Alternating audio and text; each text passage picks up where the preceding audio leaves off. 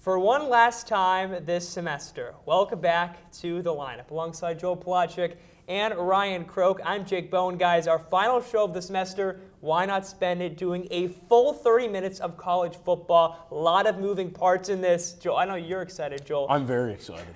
Yeah, it's going to be a fun one. It's going to be a fun one. But before we can get to this whole college football playoff controversy, we got to start with how we got there with a couple of recaps. We'll start first. Last Friday night, Texas A&M and Texas. The Longhorns win 27-17. Joel or Ryan, I'm going to go to you first. What are your instant reactions for this one? This game proves what me and you, Joel, have said all season.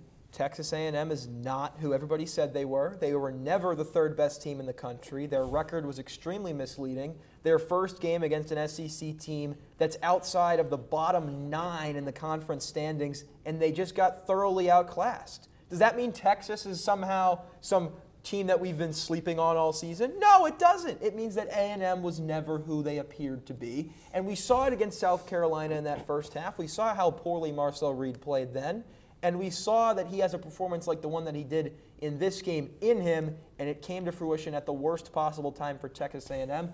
11-0 start, one of their best seasons in program history, and all of it goes out the window at the end. Not that they're going to miss the playoff, but they're not in the SEC championship game after seeming like a lock all year. Yeah, I mean, I got to give Texas credit. They thoroughly exposed Marcel Reed. They proved he's a one-dimensional player. He was great on the ground, Jake. Don't get me wrong here, 71 yards, but the receivers were limited. Concepcion led with 57 yards, and those 2 interceptions on the last 2 drives for A&M are just unforgivable for Reed. They're unforgivable. But like I said, Texas did play a good game. And, you know, they realized that Arch Manning isn't this glorious quarterback that everybody thinks. And they leaned on the run, They Correct. knew their identity, including Arch Jake. He was fantastic with his legs. But how about Contravion Wisner? 19 carries, 155. He was running angry at that Texas A&M defense. Yep. This is an important game, I think, for Texas and Arch Manning's future. Highly unlikely that Texas get in. I think there's a path that they could. But going into next season, Arch Manning, the second half of the season, really played well. He was 6 for 8 in that second half, over $150, a couple of touchdowns, game-stealing rushing touchdown on his legs. He's really improved. He's been much better, yes, but that's not the standard. Going into the season, this should have been the floor, not the ceiling. And It was an that's what unfair it's standard. Correct. It's It was more an the people unfair than standard. Arch. He did show up at points throughout the latter half of the year, yes, and he did show some growth. But there's no beating around the bush. One of the most disappointing seasons after coming in with high preseason expectations that we've seen from a quarterback in recent years. Right. Undoubtedly so. Yeah, I feel for he's improved, though. He's improved. I wanted to say, I'm sure you loved this, Jake. That McDonough call, looking like grandpa when he got that game. I got goosebumps. That was sweet. Great call for that. Yeah. Go-ahead 2-score run. One more thing about Texas A&M I want to throw out there. Aside from that win against Notre Dame, which I know you both know I will argue was fraudulent, they haven't won a game in this game against Texas. They haven't played a single team that's currently in the top 25. Outside of this game against Texas and that fraudulent Notre Dame win that I would argue is fraudulent, they haven't played a single game against a team that's currently in the top 25. But, I mean, is that on them? You only play who's in front of you. My point is that's why me and Joel have been saying that they have not been as good as people have said they are, including you, all season long, and it got proven on the biggest stage. They had a weaker SEC schedule. Correct. Which is still a tough schedule, but Listen, yes, it means more, Ryan. It means more, sure. The whole Texas thing, besides that Florida loss, I mean, they had one of the best seasons. They played 5 top 10 teams. You can't ignore the Florida loss. Ignoring the Florida loss is malpractice. Ignoring it's malpractice. We'll save that till later on in the show. They had a better season, though, than I think people give them credit for. Correct. Yeah. Let's move now to the game. In Michigan, taking on Ohio State. Both teams, well, Ohio State in already, but Michigan, chance to pull off an upset and get in that college football playoff. That didn't happen. Ohio State took care of business. Joel, 27-9. First win for the Buckeyes over the Wolverines since 2019. Listen, I dislike both of these teams. It is no secret, but I live for this game. This is what the sport is about. This is what college football is about. 4 wins in a row for Michigan. Ohio State goes into Ann Arbor. Snow is falling. Ohio State loses communication in the fourth quarter. Coincidence? I don't know. We know how Michigan is a little sneaky. Just everything about that game is just, it's cinema. But this year, Sharon Moore and the Wolverines' luck just kind of ran out. It was a competitive game, don't get me wrong, but that Ohio State roster is just so good. They were not going to lose this time. It's as simple as that, guys. That's all I really have. They were going to win. Yeah, I mean, Bryce Underwood coming into the year, one of the most hyped up quarterbacks in the country. Disappointing season. Yeah, I would agree. But a guy who I think didn't get enough at respect coming into the season is on the other side, Julian Sayin. And, you know, do I think that this kid is the greatest thing since sliced bread? Absolutely not. But I got to give him credit for how he played today. He has been putting on a under-the-radar Heisman caliber season, and he really made a case with this game. Started 0 for 2 with that interception, but then after that, 19 of 24, 233 yards, and 3 touchdowns in the snow in a hostile environment in one of the biggest game, if not the biggest game, they'll play all season, even though they're going to be the number 1 seed headed into the college football playoff, depending on how that Big Ten championship game goes, obviously. But that game, you know, talk about it meaning more in the SEC. There were Ohio State fans last year who would have rather won the game against Michigan than won the national championship. Right, So for him to play the way he did on that stage was really impressive to me. He was great. Under the radar, though? Yeah. No. No. No. When has Everybody's his been name talking been about atop the conversation? Not at any point this year until after this I game. mean, he's been top 3 a lot of the time. But though. when has he been? It's always been Mendoza I will give over Ryan him. credit. He's been in the conversation, but no one thinks he's the number 1. Correct. Heisman. No one views. Candidate, I don't but think he's been in the top 3. I the thought whole him year. and Mendoza have been top 2 for that because that completion percentage is so impressive. Listen, I think the reason why he played so well after that first drive, Bo Jackson. This freshman is he was elite. great. He was great. 117 yards, 5.3 a carry, 6.3 on the season. He's got a great name and is an even better football player for Ohio State. Yeah, and he just wouldn't go down. I was really Yeah. impressed with his motor. He just Yeah. He just would not get tackled. Lamar Bo Jackson. You know that, right? That's it's Bo's. That's crazy. Lamar Jackson. His Bo real name is Jackson. Lamar Jackson. One other Isn't quick that thing. great? Ohio State's defense had a better statistical defense this year than 2001 Miami, who had 4 Hall of Famers and 8-4 7 without an first-round offensive draft picks. touchdown. Yeah. 8-4. Crazy That's stat. really that is video game. I do want to say one thing. You mentioned the defense. They were great, and Michigan just doesn't have that firepower offensively. They had 163 total yards. And I was looking at all their drives. Their longest drive, time-wise, in the second half, 2:29. I mean, Ohio State had 40 minutes of possession time. Like, Yeah. they just kind of took control. It was like what what they've done Michigan all year. does to them, has done to them in the past. They outlast them in the second half, especially the fourth quarter. And this time, the script was completely reversed. Yep. Michigan's set, though. They've got years to come with Yeah. all those freshmen. Bright on the future offensive side ahead. of the ball. We're going to wrap up with the Iron Bowl, another classic rivalry game, Alabama at Auburn. And Ryan, this game came down to the wire after the Crimson Tide were up 17-0. Yes, it did. And you know what? I've been on the Crimson Tide all year. I've been on the Crimson Tide for 2 years now because I think Kalen DeBoer still remains the most disrespected coach in the country. But I have to be objective. This past month of Alabama football has not been impressive. And I'm concerned. I'm a little concerned, especially in this game. This is an Auburn team that won 1 SEC game all year. Now, I get that Nick Saban called Jordan Hare haunted, and, you know, I'm going to give them credit for winning a rivalry game every time. But listen, it wasn't pretty, and Alabama tried to give this game away on numerous occasions. They really, really did. And now, that final minute of the game for Auburn was maybe the worst final minute of a game that I could even imagine for a team. You have a fumble on the potential tying drive with under 40 seconds to go. You have a muffed punt that went out of bounds. Right. You lose 5. You had 10 seconds on the clock. If you just make the fair catch, you lose half of them when it rolls out. And then you have the final play just completely blown up. It was just a disaster for the Tigers. Crimson Tide, 10-2 to finish the season. I like what I see from them, but the past month they just haven't looked like the way they have at the start of the year. Right. I understand that. You have Simpson, 122 passing yards.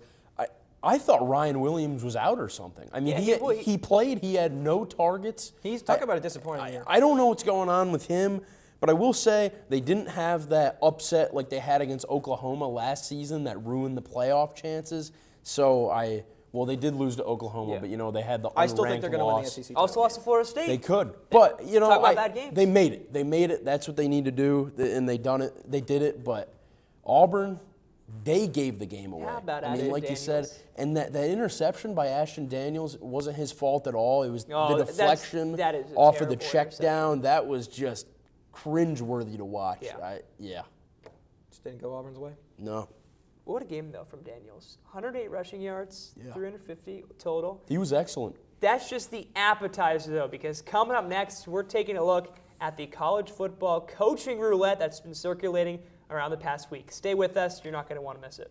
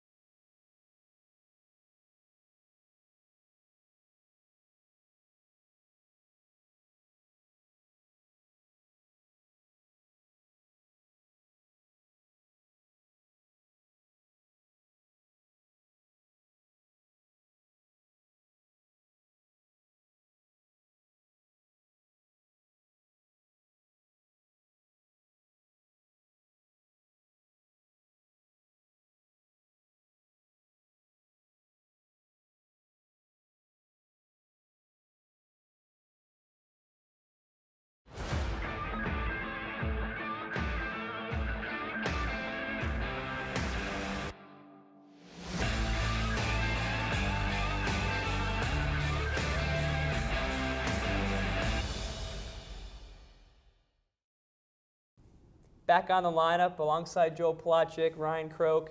I'm Jake Bowen. Guys, it's time to get into the head coaching changes, signings that have happened over the past week. And we got to start with the biggest headline. Lane Kiffin going from Ole Miss to LSU. Your instant thoughts on this whole debacle of a situation?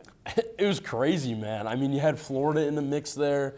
They were out. They got Summerall, and he went to LSU. My first thoughts, just kind of an immature handling of it by Kiffin. I mean, that's a really tough decision, especially having to make it before the playoffs. But I just didn't think he handled it very well. He's taken a lot of offensive staff with him to LSU, which is great for the Tigers. I did see that Weiss, their OC, he will be coaching for Ole Miss in the playoffs, which is great for the Rebels. But I really feel bad for the Rebels. I mean, this is one of, if not the greatest regular season they've ever had. First 11-win season. First 11-win season, there you go. And I've said on this show, I think they are a legit national championship contender. Maybe not anymore. So, I don't know. Yeah, I mean, Jake used the word debacle, and I really don't think there's a better word to describe this situation. Here's the thing with this whole thing for me. It comes down to the calendar. Now, I completely agree with Kiffin's handling. It's totally immature. This is a guy who loves the spotlight. It's another messy exit. It happens so many times. It's a Kiffin thing. It is what it is. He handled this poorly because a lot of other coaches are in a similar situation, and they all handled it better than him. So let's just get that out of the way. But the real problem is the college football calendar, because just listen to this, Jake. Today started the early signing period. We've seen it all day. Recruits signing with these teams as recruiting signing is now officially open. The college football playoff begins in a couple weeks. Yes, the conference championship games have not been played.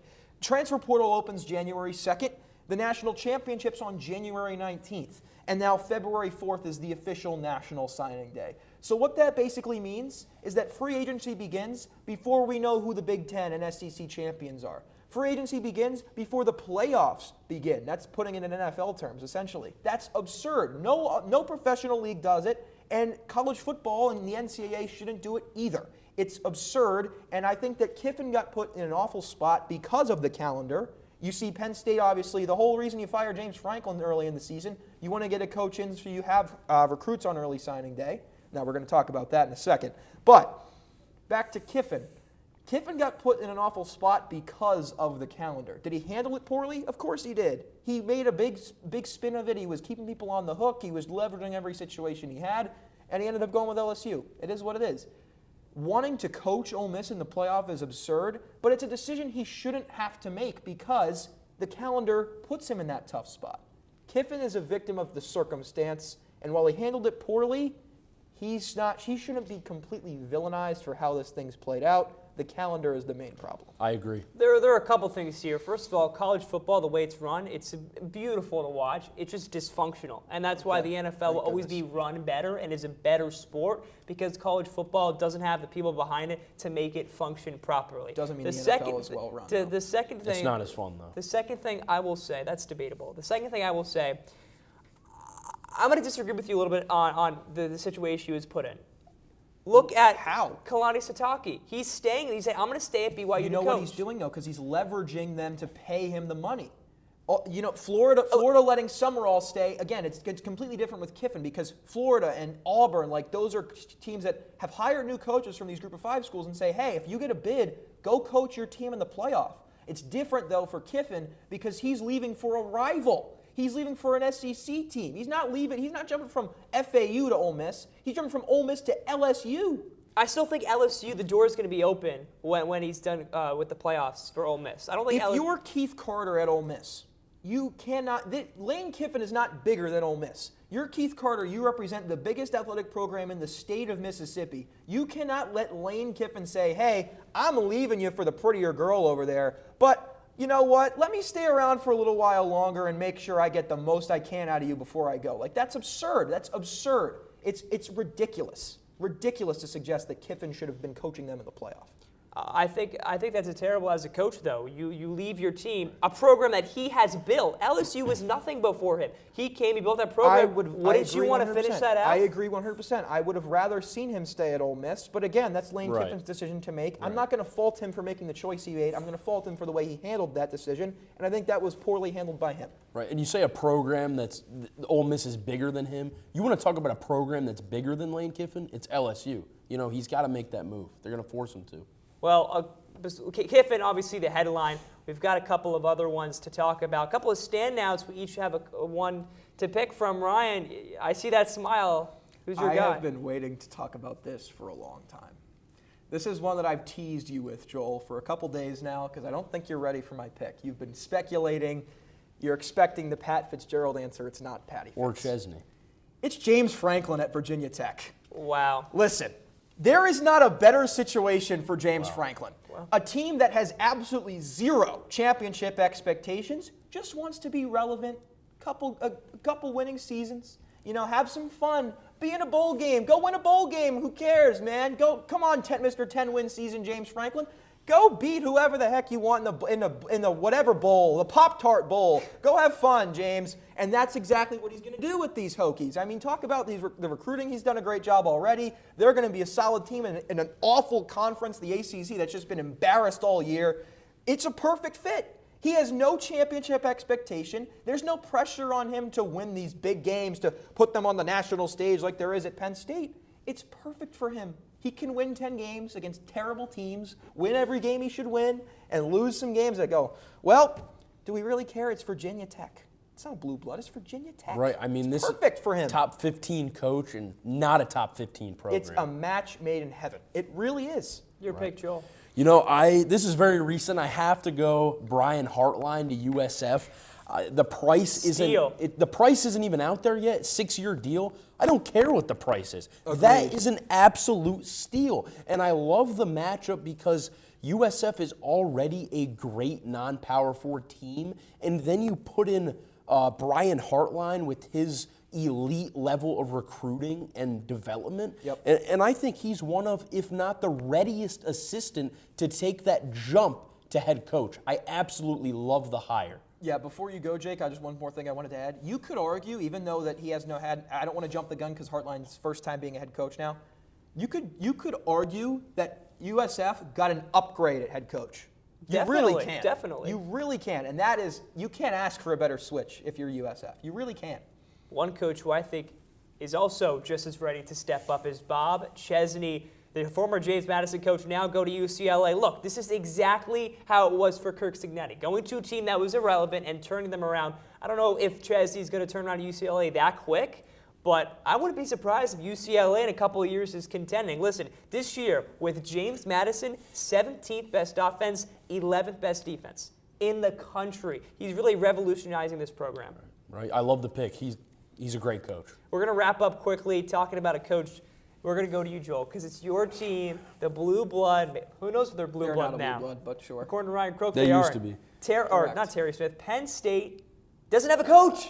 So what do they do? Listen, today is early National Signing Day. There's no head coach. They have the worst FBS class currently. This is just a dumpster fire. The search couldn't have gone worse. You get rid of Franklin hoping to have a plan, and Pat Kraft struck out on everything. Did he even have a plan? I'm not sure. And you want to know what he did that's the most impressive? He did something that not even to the level of James Franklin. He managed to disappoint the entire Penn State fan base tenfold what Franklin ever did. It is absolutely horrendous. It's his one job. This is the biggest moneymaker at Penn State, and he utterly failed.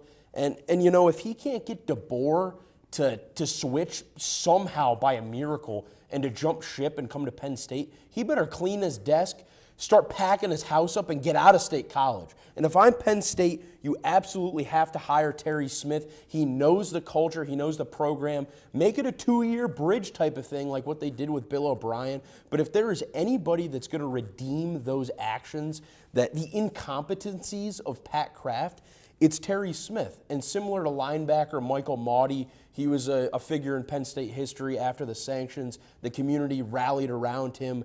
He's somebody that the community is rallying around, and I really think he could just be a great fit for a few years there at the very least. Yeah, I'll go quickly here. I mean, I've been preaching optimism throughout this. I said, hey, Brian Hartline's still available, but when I got that news this morning, that was the last string keeping me from saying this is an utter disaster.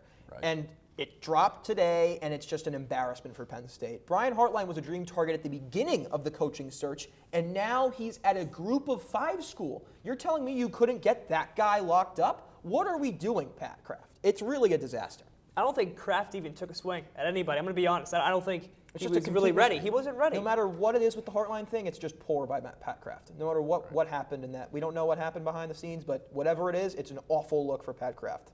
All I will say is give the players what they want. Hire Terry Smith. Coming up next, we've got probably our most anticipated segment all year long, the College Football Playoff Committee.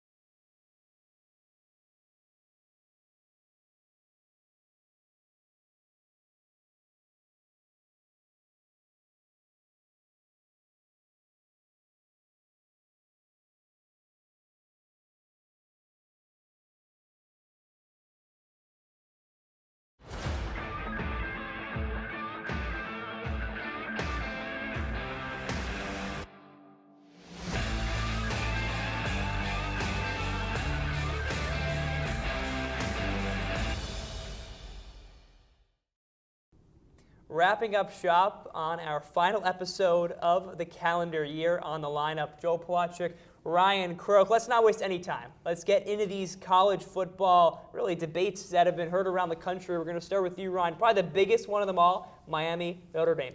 Yeah, well, buckle up, ladies and gentlemen. I'm going to be the Apollo Creed in this segment to Joel Pawlacik's Rocky, because here it is.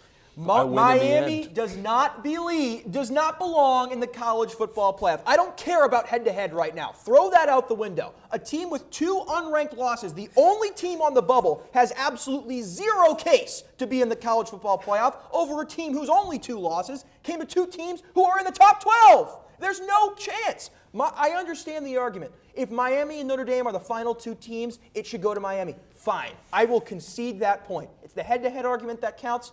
Play the games on the field? Sure. It should matter. I agree. You don't want to devalue the games on the field. 100%. My argument's going to be, listen, Miami shouldn't even be sniffing Notre Dame because of those 2 unranked losses to Louisville and SMU. There are about 4 to 5 teams on the college football playoff bubble right now who aren't in a conference championship game. The ones that stand out to me, Notre Dame, Miami, Texas, and Vanderbilt. Vanderbilt, throw them out the window. Texas, you may have a case, this whole controversy over playing Ohio State week 1 and losing. We'll get to them. We'll get to them later. Miami's the only one of those 4 teams that has multiple unranked losses. Notre Dame and Vandy, their 2 losses came to 2 teams who are very, very good. They were ranked at the time. And we're talking about Miami in the same breath as these 3 teams. I just think it's absurd. Yes, Miami won against Notre Dame, but they only have one other win that's their only win all season, against a team who's currently in the top 25. It's their only win all season. And those 2 unranked, I understand they are 4-0 in a ranked play. Yeah. Those 3 teams that were ranked at the time were terrible. Turned out to be awful. Not turned out to be awful in USF's case, but not good. Miami doesn't belong. 2 unranked losses, that should eliminate you from the college football playoff discussion. It's as simple as that. Notre Dame is a better football team. You can't look me in the eye with a straight face and tell me they are not. And anyone who does, it's just absurd. Right. You put that excellently. I mean, if it comes down to the 2 teams, you have to honor the head-to-head. Notre Dame would beat them by 3 scores right now. Thank you. It doesn't matter where it is. So they should get in. Joel Pawlacik agrees with me, everybody. Miami should get in the head-to-head, and you look at the common opponents. They don't belong up there. 3 out of the 4 common opponents, Miami beat by more points. But my biggest issue... Common opponents is so ridiculous, by the way. That pick game, Notre Dame. My biggest issue... Any given Saturday, but common opponents. Pick one. ...is something that the committee has already done. You look at Texas and Vanderbilt. Vanderbilt lost on the road to Texas. Notre Dame lost on the road against Miami. Texas has a worse record than Vandy, but they still jumped them with that head-to-head win.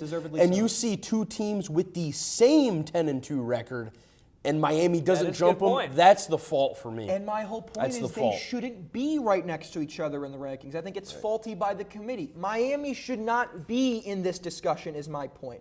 Yes, they're 10-2. Yes, they have 4 ranked wins. I don't think it's a serious team with 4 ranked wins.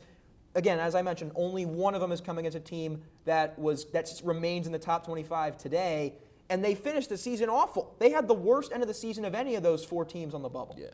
Listen, Miami, remember we talked about a couple weeks ago when Notre Dame played Pitt, you were kind of a little bit arguing how, Pitt should try. They shouldn't say we're giving up, the head coach for Pitt. Well, Miami beat Pitt by more points than Notre Dame beat Pitt. Again, I will just say, that's why you got to try. I will say, you play the games for a reason. I don't care if it's week 1. I don't care if it's week 16. There is no point if you're not considering head-to-head games, because then why do you play the game? Right. Again, I will hear you out on that all day long. My whole argument, again, has always been that Miami just simply doesn't belong. This debate shouldn't even be happening, is my point. Miami should not be the team knocking on the door, and Notre Dame should not be the team with 1 foot out the door. Notre Dame should be much further in, and Miami should be much further out. The fact that Alabama jumped Notre Dame, by the way, this got under the radar with this committee. It's absurd. The fact that Alabama jumped Notre Dame this week after the Iron Bowl, and that is huge, by the way, huge implications, because it sets up Notre Dame to be the last team in. There you go. Which is absurd. It's absurd. Puts them in the same bracket as Miami with the 10 through 12 teams for consideration. Right. The committee is setting themselves up to I think they're setting themselves up to put Miami in. They want people to get the popcorn ready. I think it's ridiculous. Yeah. It's absurd. Well, you hinted a little bit about this, Ryan, but we're going to go to you, Joel, first. Texas 9-3, great wins, losses, what you got on Texas? Listen, Texas, like I said earlier, I don't think people give them enough credit for the season they had. They played 5 top 10 teams, right? Top and they 10 went teams. 3-2. That's good. pretty dang good. Yeah. But they should not be in the playoffs. They absolutely shouldn't. 3-loss team. The committee made that precedent last season with Alabama. I believe they were the first team out, and they had 3 losses. And they should not be punished for playing Ohio State. And that's the argument you have there. Why even go out of your way to schedule that game? But what they should be punished for is losing to Florida. Thank you, Joel. Listen, Thank you, Joel. Alabama lost to Florida State. Tennessee lost to Arkansas last year, and they got in. Listen. 3 I have this losses written is down more on my than paper 2. because I knew exactly that this was going to get brought up. Bama might have the worst loss of Texas and Notre Dame and Oklahoma of those group of 4 teams. But Texas doesn't have the wins that Alabama does. They were the first SEC team in history to win 4 straight ranked games in consecutive weeks at the start of their conference play. By the way, they beat Georgia in Sanford. What happened to Arch and them boys? They got destroyed at Sanford. They got absolutely embarrassed. You want to talk about common opponent? There's a common opponent for you, Jake. Let's get that out of the way. How about Texas? And Texas has 3 losses. Joel said it right on the head. Florida? You lose to Florida? Florida? It's a bad loss. It's horrible. Florida beat Florida State. Oh, okay, congratulations. Florida beat Florida State. We can play is it this common game all opponent or day. is it not common opponent? You pick one. You pick one and tell me. Listen, Are you pro common opponent or anti common opponent? Pick one. Because you see pro common opponent in the case of Notre Dame, Miami. Listen. But now it doesn't support your argument, so now it's out the window. Texas, the first team since 2019 LSU to win 3 games against top 10 teams. You know what happened with 2019 LSU? They didn't lose a game either, buddy. They didn't lose 3. Certainly didn't lose 3.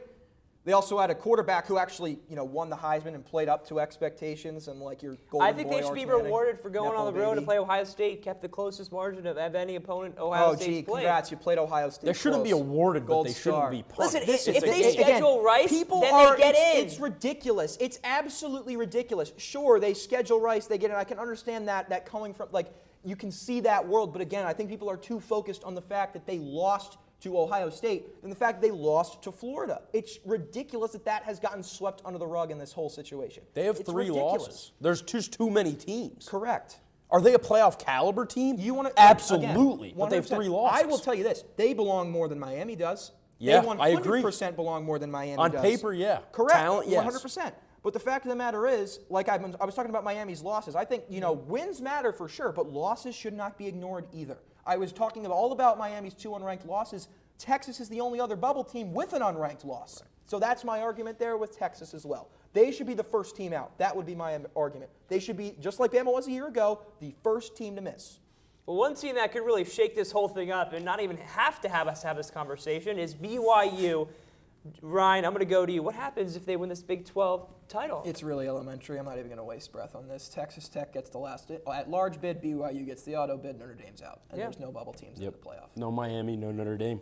We got to make natty picks. Well, yeah, That's this it. is our last show of the year. We won't be back until there's a champion. So we're going to go with our natty picks, natty prediction. Joel first. What you got? Listen, mine is going to be pretty elementary. It's Ohio State. It's self-explanatory. They have too good of a roster. It pains me to say it. And whether they win or lose against Indiana in this Big Ten championship, they're not going to lose the second time they play them if they have to. Look at Oregon last year. They're going to be ready for that. And I want to say, I like Oregon. And I like Oregon for an opposite reason of last year. They got, it was tough with the seeding for them last year. If they go into that 5 or 6 seed spot, they're going to be dangerous in the playoffs. Yeah, talk about dangerous. They're my national championship pick. I made that Wow. pick back when they beat Penn State in Happy Valley, and of course I've stuck with it all year. I'm going to stick with it now. The Ducks are a very complete team. They're a very underappreciated team. Their resume is sneaky great, and they can beat anybody. I give them the best chance of anybody in the bracket to beat Ohio State.